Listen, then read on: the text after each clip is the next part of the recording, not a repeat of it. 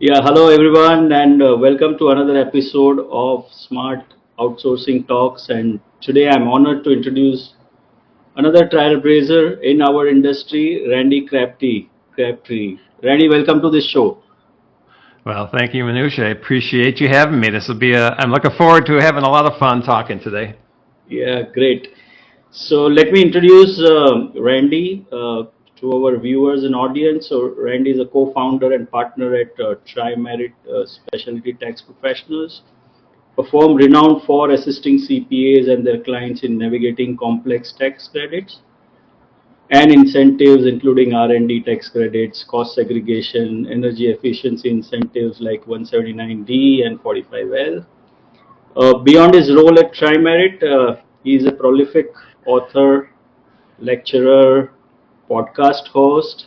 Yeah, since 2019, he has been hosting the bi-weekly podcast, the Unique CPA, which ranks amongst the world's top 5% most popular programs in accounting. Though this platform, he dwells into topics that matter most to accounting professionals, from technical insights to personal well-being, which is his favorite topic, right? Yes. Randy's commitment to the profession extends to his founding of Bridging the Gap Conference, an event that fosters community and addresses critical issues like mental health, vulnerability, and entrepreneurship in accounting. His contributions have gone not unnoticed. In 2023, Randy was named one of the Accounting Today's top 100 most influential people in accounting. So today we'll explore Randy's journey, his insights on accounting industry, and how is it reshaping the accounting landscape. Randy, welcome to the show. Well, thank you. Again, appreciate it. Just one correction, 23 and 24. I was named top Oh, 100 wow. most influential. Sorry, my ego showing through. That's great, and I hope you will receive this year as well. So, Thank you. congratulations in advance. So, Reddy, I'll start with something which is very near and dear to your heart. It comes to mental well-being in accounting, and we have been looking at a lot of surveys of late that a lot of people, uh, the newbies, are not joining accounting industry. They are not taking education in accounting. uh, what's hitting them? Maybe the tax season or too much burden of an accounting as a profession. So, not many people are interested in taking the profession. And I think one of the key things is because of the stress. So maybe I want your view first on that before we go to other subjects. Sure. Yeah, I think that's part of it. I think it's a both of a perception and a reality issue.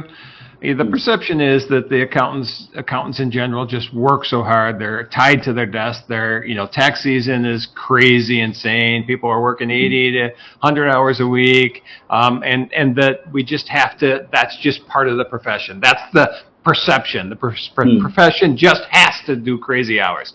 Hmm.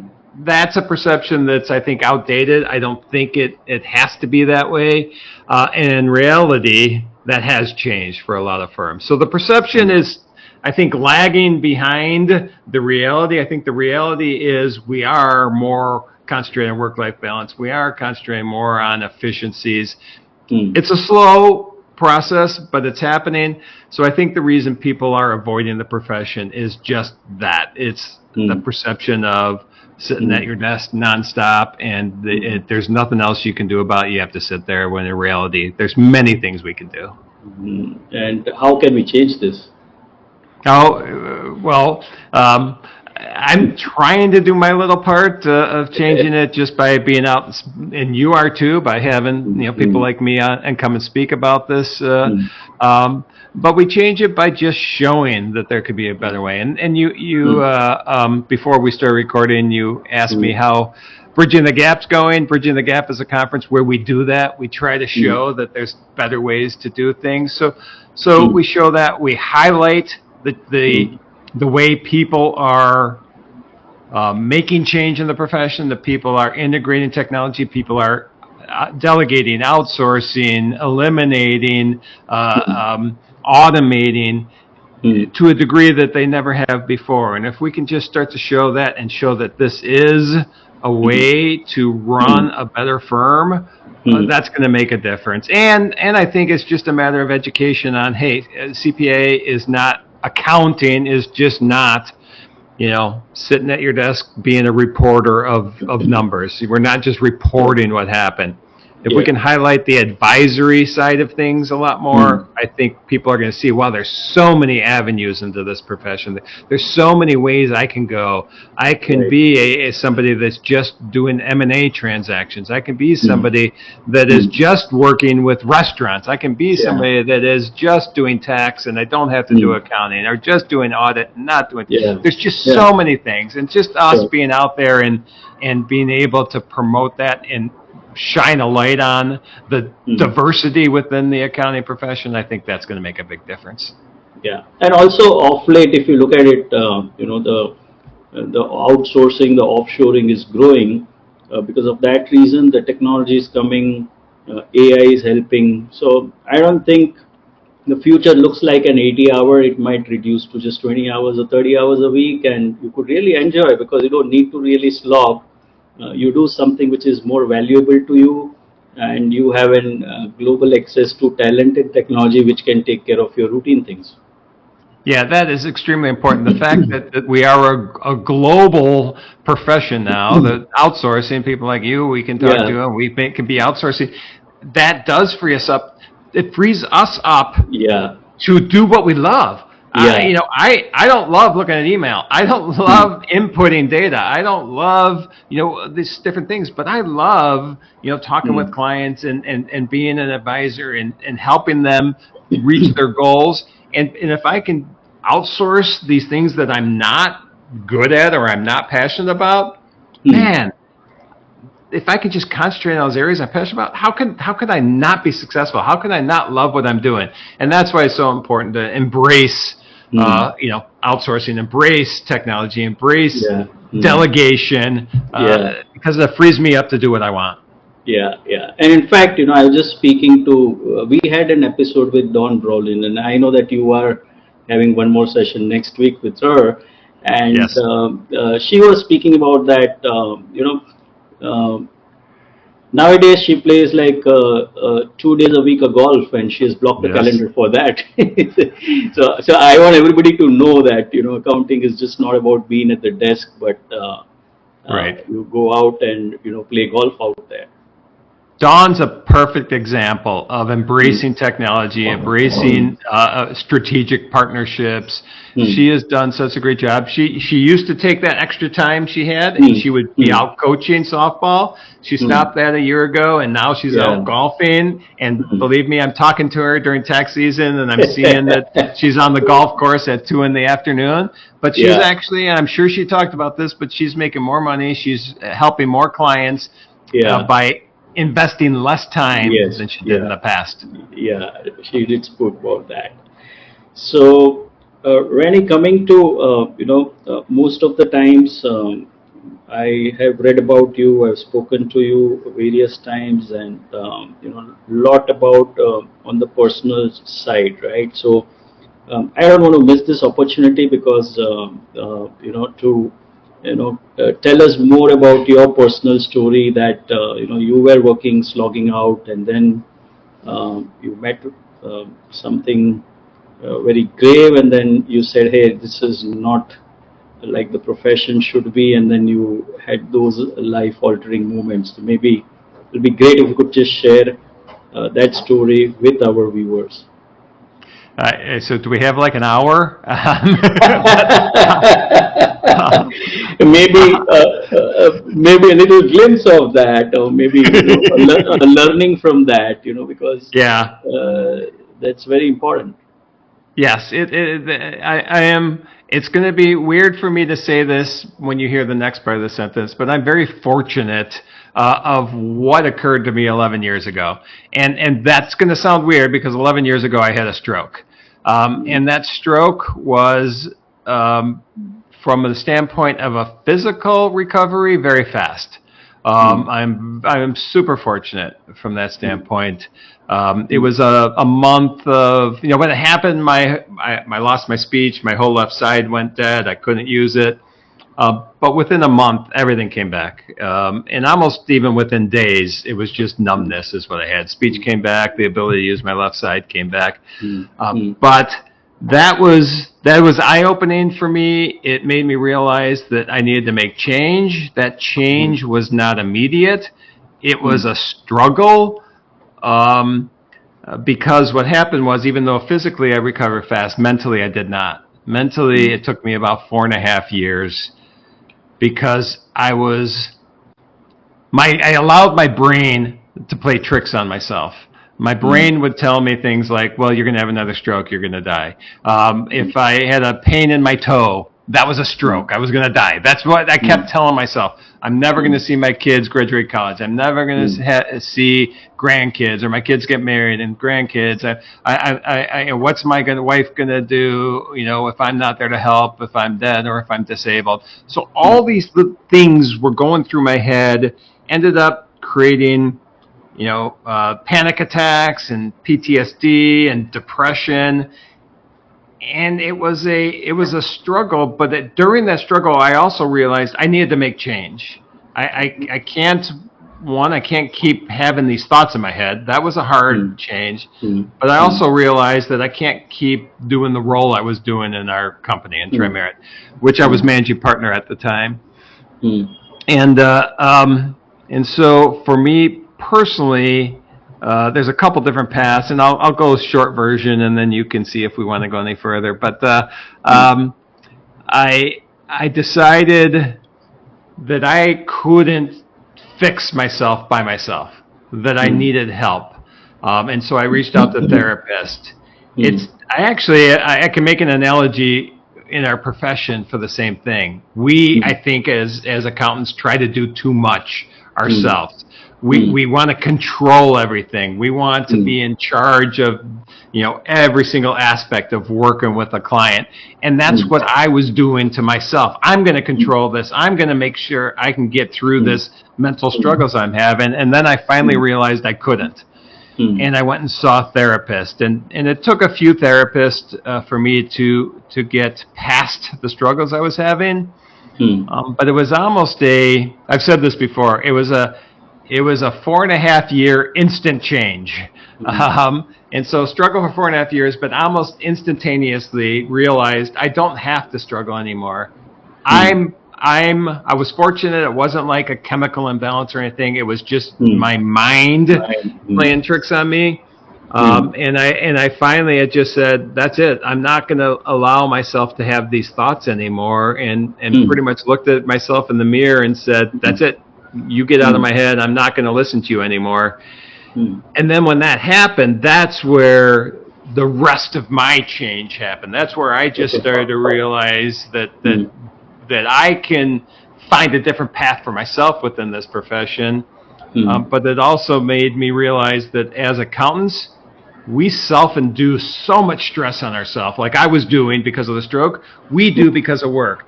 I have to do this. I have to control everything. I have to be the one touching every tax return. I have to analyze everything. And so that's where we get in this cycle of 80 hours a week or 100 hours a week. And then we just feel we just can power through this stress, and we can't. And so that's where I got passionate about, let's find a better way to run this profession. Let's find a better way, because I don't want anybody to go through the mental struggles I did. And I saw way too many people in our profession doing that self-induced chronic stress, which I did because of the stroke, which they were doing because of the profession. And that's where I completely changed my path and my role, and then I want to try to help others do the same. So it was really the way you say that it's a fortunate event that happened which actually altered your life in a better way, right? So what's the lesson for the firm owners from this, or maybe the accounting leaders, what they can do for themselves and maybe for their teams to make it more comfortable? Because as you said, accountants are control freaks, right? So yes, how do you how do you loosen up? it's not going to be an instantaneous thing. I think you have to take small steps and make small changes. One of the greatest lessons I learned in this whole thing is that vulnerability is actually not a weakness but a superpower.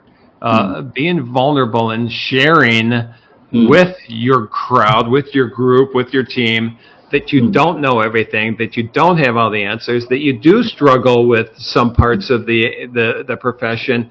That vulnerability, just me doing that, me sharing my struggles with our firm and other people, being vulnerable opened such a world to me that I didn't even know existed. And so I think we have to start with, one of the first things I would do if I wanted to make change in my firm is like, go in and share with your team that there's something that you're not good at. Share with your team that there's an aspect of the accounting profession that you struggle with. And then people will start to build on that. And they'll like, oh, well, you don't like the reviewing of tax returns? I love that. You know, and that, so why don't I integrate that into this other person's role? And it only happened because I said I don't like it. Or I could say I'm not good at this, and someone else says I'm really good at this. Why don't I take that role? But I don't like data input, and then someone else says, "Oh, I love data input. Why don't I take that role?" So being open to be able to say I don't like something or I'm not good at something really was a huge change. And so that's one aspect. But another is just make little change. Just start with something. If you're in tax season and you're stuck at your desk all day long, schedule a walk once a day for 15 minutes. Clear your mind. Get away from your desk. You're gonna feel like, well, I can't do that because I got too much work. In reality, that little break is going to make your brain so much more efficient because you need downtime. So I can go into a ton of things, but in general, don't be afraid of change. Don't be afraid of vulnerability, and don't be afraid of realigning. You know, don't be afraid of like one of the things I did. I realized in this whole process, I don't like looking at email. Nobody does, I don't think. But I just to a point where it would stress me out because I know I'd be missing things. So rather than continuing the stress of thinking I'm missing emails, my assistant just reads my emails and she just highlights the things I need to see. So taking it may seem like a major step, but taking little steps and making changes, incremental changes, is going to make you so much more efficient. And this is something. And I'll stop ranting here in a second. But automate, delegate, eliminate, outsource. All these things is something we don't think about enough. And if we continue to look at every single aspect of what we're doing with those four things in mind, we're going to become much more efficient. Yeah. And, as you said, everything starts with that little change of recognizing what you are not good at, So once you start admitting that, then you will realign yourself to what you love doing, what you like doing, and the way forward, right? Oh, for sure. And that's what I've done. I mean, I don't. All I do now is go talk to cool people like you. Thank you. But it's so much fun. Now, can everybody just do that and make money? This is not. I mean, I don't make money by going out and speaking, but but when it's kind of like goodwill. People knows that Trey Merritt goes out and helps the profession. And so because of that, it does bring business into us. But I realize this is where I have the most joy is trying to help this profession. And if it does bring money in, great. If it doesn't, well, I'll have to learn to live simpler. Exactly. Exactly. Yeah. So Randy, tell me, from managing partner to now an influencer or maybe coach, thought leader, how this transition happened, and we know how this happened, but so share me more experience about how was this journey.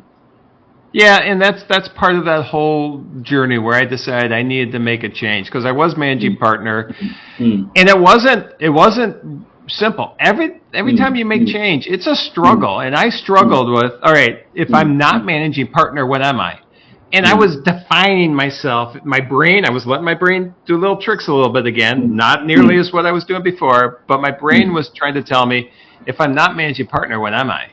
I'm defined by managing partner, which was completely wrong. I am not defined by the term managing partner. And so what I did was I realized, okay, even though it's tough, even though I feel like I should have this role or be this role, I need to make this change.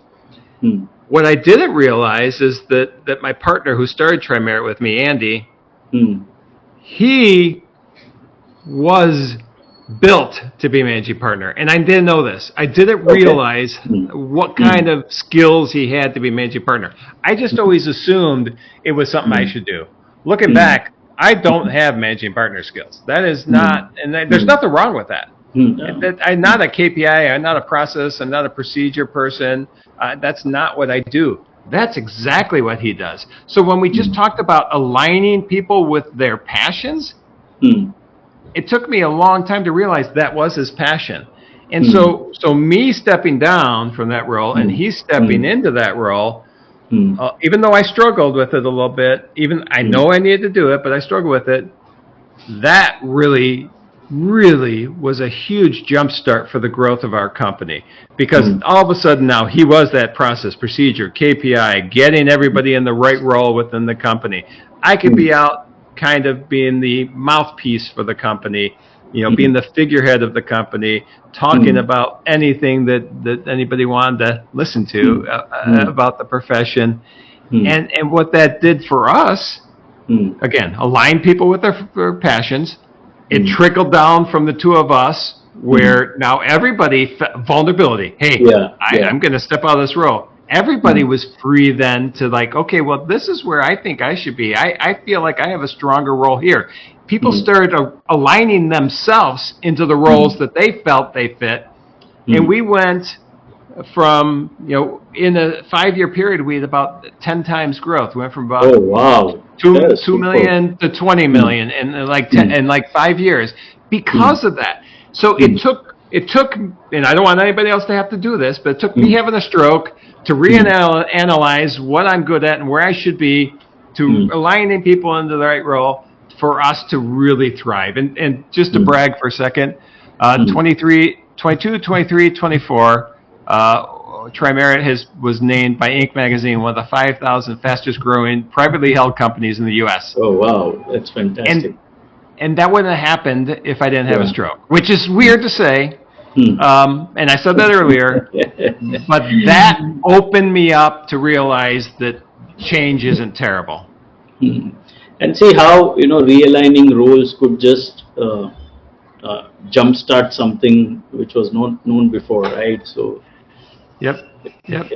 And being vulnerable, being open, allowing people to feel comfortable, being vulnerable themselves and sharing their ideas. Some of our largest revenue service lines were added by people who felt comfortable to say, hey, we should do this. I think we should do this, rather than waiting for Andy and I to say we should do this. They felt comfortable saying, I think we should do this. And that's helped a lot. So it allowing people the freedom to share their ideas was important as well. And that came from vulnerability. Yeah. And how big is the TriMerit team now? We're about 80 people right now. We go in cycles revenue because we're a little bit at the mercy of Congress. So we've actually dropped a little bit the last year. I expect that. Well, you never know what's going to happen in Congress right now. But we're nimble. That's the other thing. If there's a new tax incentive out there, our bread and butter has always been the R&D tax credit, or cost segregation, or things you mentioned at the beginning. But there'll be something new.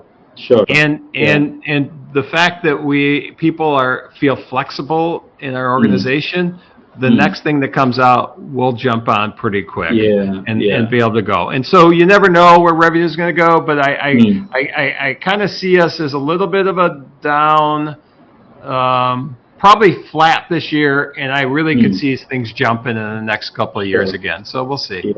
Yeah.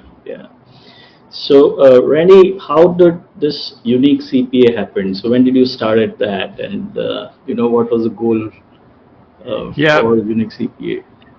Yeah, so the podcast we started in the fall of 2019, which I was still in my mental struggles at that time.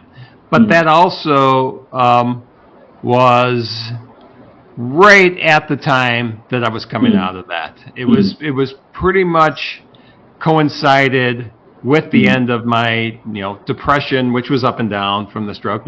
But it was right at the end of that. And so our head of marketing actually came to me and said, "Hey, we want to start a podcast." I said, "Okay, great." And you're going to host it. I'm like, I don't know how to host a podcast. What are you talking about? But I started thinking about it, and by that time, I was right at the end of those struggles. So I was like, okay, I'm open to change. Change is okay. I've learned this now that change is okay. Yeah. So I looked at it and I started thinking, you know what? There's no way I'm going to talk about R&D tax credits every episode or credits and incentives, because I would get bored with that. And I thought, you know what? I'm very fortunate. I've met some really interesting people in this profession. And so let's just tell their story. Like you're doing, which is so much fun. And so the podcast just became a kind of a microcosm of where the Bridging the Gap conference has become. It's just let's share the really cool ideas that people in this profession are doing to try to help elevate this profession. So we are, what are we, 5.5 years in now? We actually, I think at the beginning, we used to be bi-weekly. We're weekly now, so we're on episode about 220, I think, right now. Oh, that's great. And, and it's fun because, again, I just get to talk to real cool people and sharing really cool ideas that I'm hoping will help the profession. Yeah. And then you moved to Bridging the Gap. So that was the next thing to do. So, so what was an idea behind that? So right about the same time the podcast started, when I was starting to talk to these really interesting people, I thought, you know what? I'm hearing a lot of, I originally thought, you know what? We need to build some kind of group where all these people can go hang out that have these great ideas. And I actually thought, well, let's start an association. It'll be the Unique CPA Association or membership organization or something where everybody we'll get together a couple times a year and talk about all this. And I thought, I don't know. There's enough of that out there. What can we do that's a little different? And so then I thought, well, let's do a conference. And this was the end of 2019. I started thinking this. Let's do a conference. Well, then a few months later, a pandemic hit. And so I'm like, well, conference isn't gonna work, but let's do a virtual conference. So we did 2 years of a virtual conference, which we don't count that as Bridging the Gap. That was actually, it was called the Unique CPA Virtual Conference. But then when the pandemic started to wane and people were getting out again after 2 years of a virtual conference, I'm like, okay, let's do a real conference. Let's do it in person. I want to get all these people in the room together. I want large firms in the room. I want small firms in the room. I want medium-sized firms in the room. I want all these innovative people in the room, and I want them to collaborate and share all their ideas.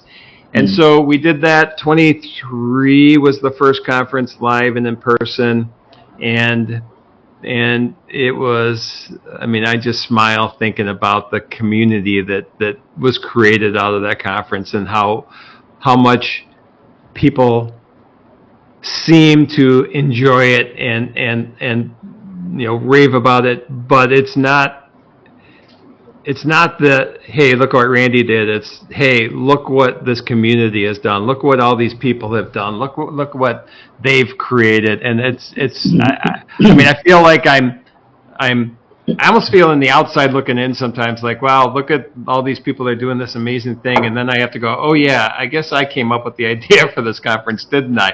But it's not, it's all these people that speak at it and come to it and be part of it.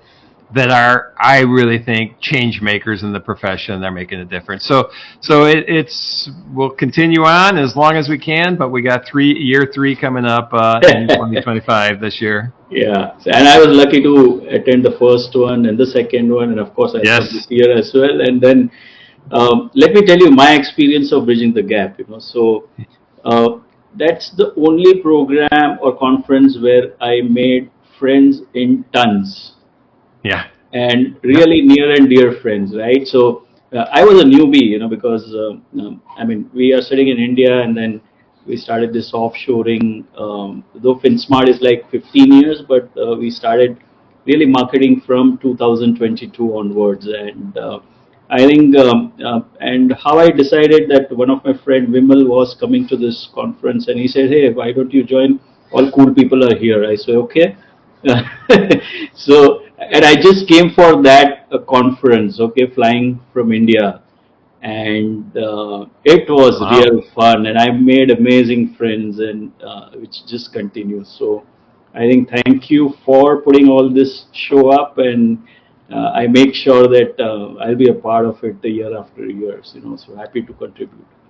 Well, I appreciate that. One of the things I'm sure you've heard it, but one of the things I say every opening, where I do my opening remarks at the conference is, I want you to walk away from this conference with 5 or 10 new best friends. I mean, Yeah, it's absolutely. great. You'll learn things in the Mm, rooms. You'll hear mm, cool things mm, like, mm, how someone takes a vacation during mm, tax season. mm. That's amazing. Yeah, yeah. But you're going to get as much or Mm, more by mm, building these relationships and making new best friends that you can reach out to when you need help mm, or support or just want to have mm, a laugh. And so the fact that you just said that you've met so many mm. friends, that means a lot to me, because that's, Yeah, to me, yeah, a big part of the conference.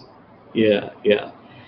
And so you keep promoting a lot about mental health. You keep promoting a lot about you know how to do cool things, how to live a life, being an accountant. So um,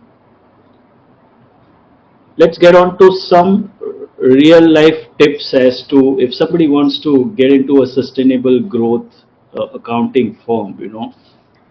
So what do you think? How does delegation play a bigger role? How do you look at delegation?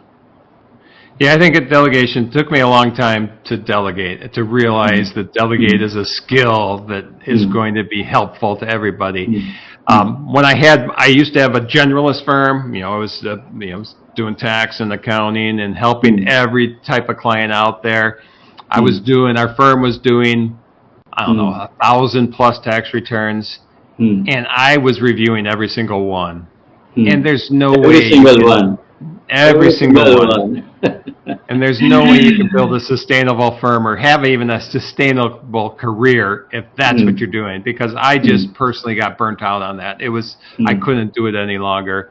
And mm, so almost like we were talking about earlier, delegation is a skill that everybody has to hone. It took me mm, years to hone that skill. I mm, am really good at it now. mm, I will mm, delegate just about everything and mm, and just do the things that I think I'm passionate about and that I'm good at. And so mm, delegation comes in a couple of different formats. mm, You can have staff that you're mm, delegating to. mm, My assistant is a mm. staff person, and she does a Right. lot of my work, Mm, scheduling, reading my mm, email, mm. just getting me prepped for this call today. Hey, you have the Okay. call Mm, today, and here's mm, what mm, you need to do. So, mm, so delegating that. mm, Delegation can come outsourcing. mm. Obviously, there's so Yeah, many things we do we don't have to yeah, do. We can yeah. outsource that. Mm, Delegation can come in the form of automation. I mean, mm, you can delegate to technology things that you're doing mm. right now that you don't need to Right. do.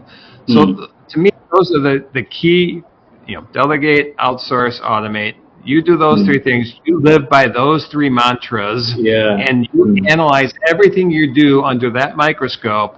You're mm, just going to really find mm, you can create a sustainable firm. mm. Fantastic. And how do you create this culture, right, of delegating, automating, outsourcing? Yeah, this is my new. You mentioned the fact that mental health is a passion of mine. People first culture is a passion of mine. Mm, Um, I the culture, the deeper I dug into, I think Tri-Merit has a great culture. Our culture is, I've talked about it, I bragged about our people and everything already, but our culture, I originally started looking at, okay, we don't seem to be dealing with burnout in our company. We don't seem to have mental health issues in our company. Why is that? Well, then I started looking at our culture, and I started, okay, it's the culture we've created. And so I started talking about the importance of people-first culture and what that leads to. Nobody leaves Tri-Merit. We've been a fast-growing organization, and it's because of culture. But then I started thinking, well, okay, it's because of culture, but where's our culture come from? And so I kind of was going backwards. And this is my new passion. I mentioned it a couple times today. I think it's leading through vulnerability. And if you lead through vulnerability, there's so many statistics out there that shows how an organization is so much stronger if leadership will be vulnerable. And so create a people-first culture. If you wanted to jumpstart that, it starts with yourself as a leader being vulnerable and being open to share that I'm not managing partner is not my role. Being open to share that I'm not good at reading email. Being able to share that I do struggle with things. So people-first culture, I think one of the biggest things is vulnerability, and really that appears to be my passion for 2025 and probably 26 is talking about the importance of vulnerability. And if we do that, if we can be vulnerable, I think that improves everything in an organization. So people-first culture is important. Mental health is obviously a offshoot. Good mental health is an offshoot of people-first culture. People-first culture comes, in my mind, from vulnerability. And you could add empathy to that as well. Yeah. Empathy is another key leadership trait, which I'm guessing maybe Dawn Brolin talked to you about empathy, because that's a topic she likes talking about. Maybe you can give us your story about empathy a little more. Yeah, so empathy to me is just, so I'm a very emotional person. It's for some reason it's easy for me to feel other people's feelings. Okay. And so with empathy, though, that's important to understand what someone else is feeling, to understand that they are dealing with something, whether it's work related or not work related. Empathy doesn't necessarily mean you have to have the answers. A lot of times when somebody's struggling with something, they just need someone to listen. That took me some time to realize that I don't, because I'm a CPA and I'm supposed to have all the answers, and I help all the clients, and the clients have problems and we have answers for them. Sometimes the answer isn't the solution. Sometimes the solution is just listening. So for me with empathy, what I try to do is just, be quiet and listen to what's happening. And if people ask for an answer or indicate that they need help with something, that's where I'll try to. I'm not an expert at. I know empathy is important. I'm still. This is an area where I'm still learning, because I want to have the answers right away. I think the biggest thing to know when you're empathetic and you're listening to people's struggles, your first reaction doesn't have to be solve the problem. Your first reaction should be listen to what's happening. Yeah, very well said. Yeah. So Randy, you talked about outsourcing, automating. So whenever we speak about access to the global talent, or maybe using the global teams, and we talk about ROI, most of the people would say that, okay, return on investment is, what is the cost of a global team versus ours, but they don't count as how these global teams could really play on your work-life balance. So I'm glad you mentioned it, and then I would like to know more, if you have any experience around that, or what you think about that. Yeah, well, technically, my assistant is outsourced. She is. I mentioned she's part of our staff. She is staff. I look at her outsourced people as staff, but she's technically not a Tri-Merit employee. She's an employee of an outsourced organization. She's in Mexico. She and I met this morning online. We meet at least twice a week. She's on a ton of calls with me too. I can't function without her. but that has freed me up to do all these things we talked about already. So I personally have strong proponent of offshoring or what's the term I'm trying to think of? You just said it, offshoring, outsourcing. But there's things like, I have a good friend, Terrell Turner. Terrell's built a really nice firm that specializes in law firms. Well, I think Terrell, his entire staff is outsourced. His entire staff is India or Philippines or a few other places, and he has a big staff. That allows you to go out and do the things you love. He goes out and talks to law organizations all the time. He goes out and generates business. He doesn't have to get the business done because he's got this outsourced staff that does it all. I think the world has shrunk so much.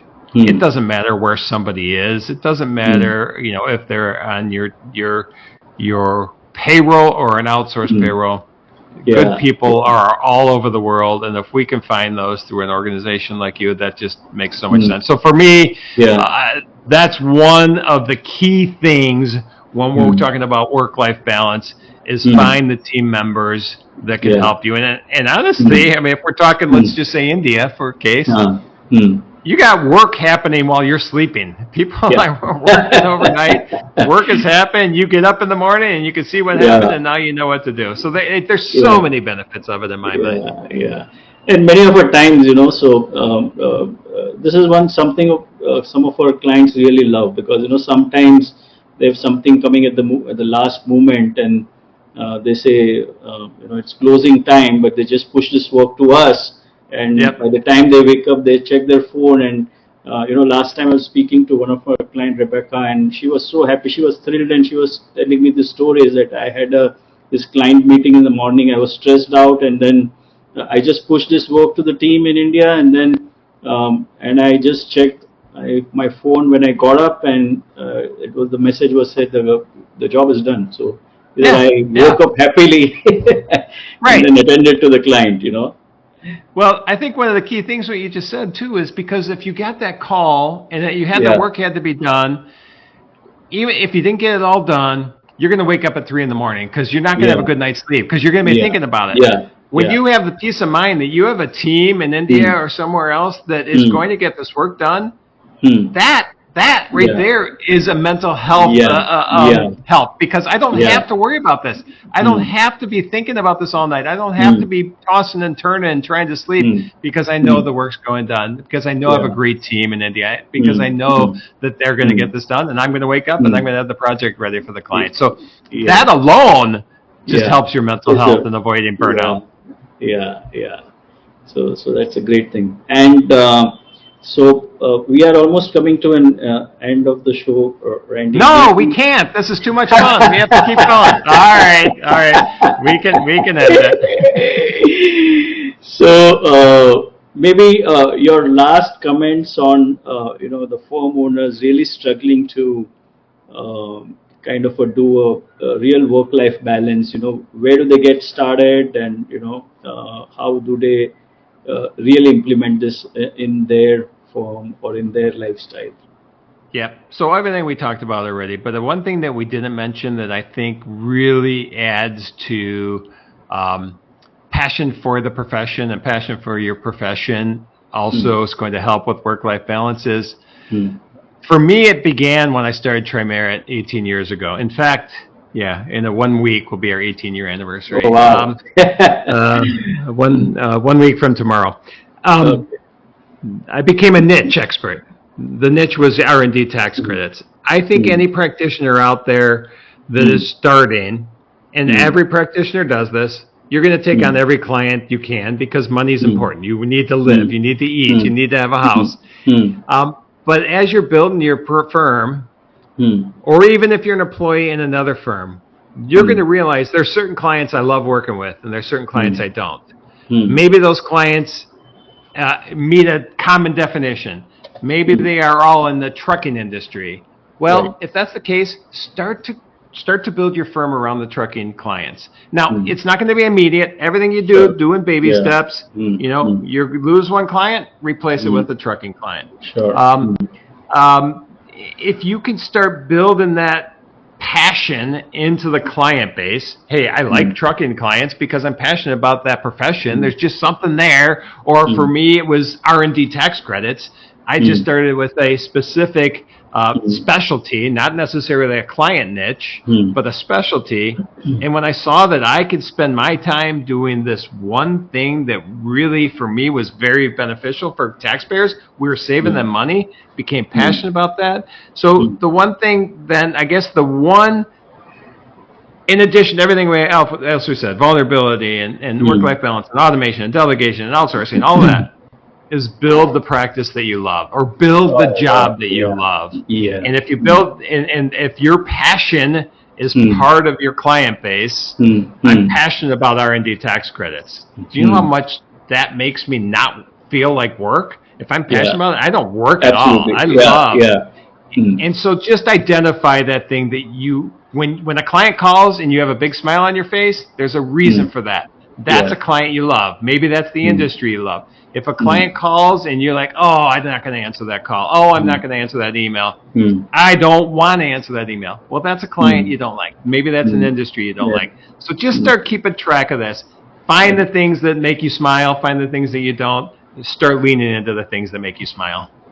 And we both are smiling for the full show, so we know what we love. We do. You're doing what you love. I do what I love, which is awesome.